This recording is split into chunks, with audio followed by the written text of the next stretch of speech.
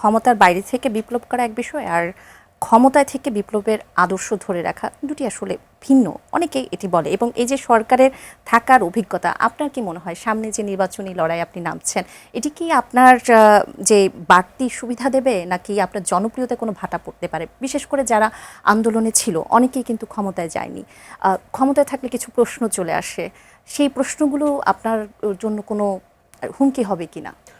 এটা তো আসলে একটা স্বাভাবিক বিষয় যে টানাপোড়েন তো থাকেই। যখন আমি সম্পূর্ণ একটা বিপ্লবী বা গণঅভ্যুত্থান আন্দোলনের জায়গা থেকে একটা সিস্টেমেটিক জায়গার মধ্যে যাচ্ছি, যেখানে পরিবর্তনটা আসলে জাস্ট চিন্তা করলে বা গুডউইল থাকলেই হয় না, আরও অনেক বাধা বিপত্তি আসে, অনেক কিছু করা যায় না। ইভেন একটা কাঠামো থাকলে প্রধানমন্ত্রী চাইলেও অনেক কিছু করতে পারেন না। প্রধান উপদেষ্টা ছিলেন, তিনিও অনেক কিছু হয়তো করতে চেয়েছেন কিন্তু পারেন নাই। তো সেই জায়গা থেকে মাঠের সাথে একটা দূরত্ব, একটা মনস্তাত্ত্বিক দ্বন্দ্ব তৈরি হতে পারে।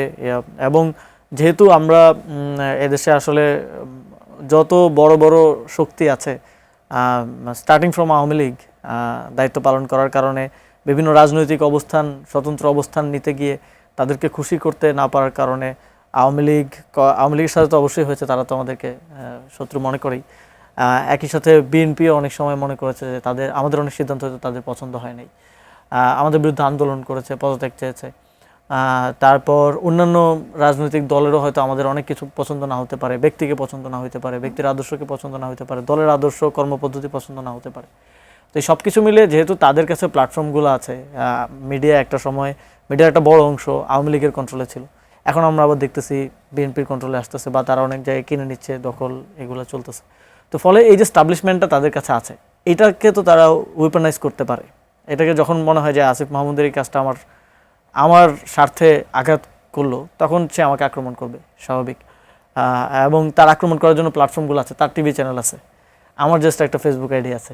তো এটা দিয়ে তো এটার সাথে লড়াই করা যায় না, স্বাভাবিক। তো সেই জায়গা থেকে আমাদের এনসিপির নেতৃবৃন্দের উপর, গণঅভ্যুত্থানের নেতৃবৃন্দের উপর অনেক প্রোপাগান্ডা, অনেক হয়েছে, কিন্তু এখন পর্যন্ত, আজ পর্যন্ত কেউ কোনো কিছুর প্রমাণ নিয়ে আসতে পারে নাই। প্রমাণ তো একটা প্রমাণ সাপেক্ষ বিষয়, প্রমাণ করার বিষয়, কিন্তু অ্যাটলিস্ট মানুষ যে বিশ্বাস করবে সেটার জন্য যথেষ্ট কোনো ডকুমেন্ট, কোনো কিছু তারা হাজির করতে পারেন। এবং এখন একটা সরকার এসছে যারা স্বাভাবিকভাবে আমাদেরকে নিয়েও সমালোচনা করেছে, আমাদের অনেক কাজ তাদের পছন্দ হয়নি, তারাও তো, তাদের কাছে এখন সকল প্রশাসন যন্ত্র আছে। আমি যে মিনিস্ট্রিতে কাজ করে আসছি সেখানে এখন বিএনপির কেউ একজন আছেন, কোনো অ্যানোমালি থাকলে, কোনো ফাইলে কোনো প্রবলেম থাকলে সে অবশ্যই, তার কাছে তো এটা দিনের আলোর মতো পরিষ্কার হওয়ার কথা, এটা নিয়ে ফার্দার তারা রাষ্ট্র ব্যবস্থা নিতে পারে। কিন্তু দেখবেন যে ওইটাতে কারো ইন্টারেস্ট নেই, কারণ সবাই মোটামুটি যারা ভিতরের খবর রাখে জানে যে কিভাবে কী কাজ হয়েছে। কিন্তু ইন্টারেস্টটা হচ্ছে এটাকে পলিটিক্যালি ওয়েপনাইজ করা, এটাকে ইস্যু বানানো, এটাকে মিডিয়ায় বারবার বলা। সেখানে কি আপনি মনে করছেন যে আপনাদেরকে বেশি টার্গেট করা হচ্ছে? অবশ্যই আমাদেরকে টার্গেট করা হয়, এবং আমাদেরকে 3-4 দিক থেকে টার্গেট করা হয়, এবং যারা টার্গেট করে তারা অনেক শক্তিশালী দিন শেষে। এবং আমরা আসলে স্টাবলিশমেন্টের জায়গা থেকে, আমাদের তো স্টাবলিশমেন্ট নাই, আমাদের আছে পিপল যারা আমাদেরকে বিশ্বাস করে, বাট আমাদের মিডিয়া নেই, আমরা কোনো মিডিয়ার মালিক না।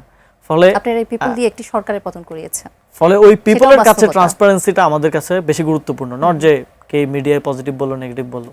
এখন পজিটিভ বললেও তো পজিটিভ করা যায় না আসলে। অনেকে তো আমরা দেখি যে প্রধানমন্ত্রী এটা পজিটিভ মিডিয়া দেখানোর চেষ্টা করে, কিন্তু নিচে হাহা রিয়েক্টের।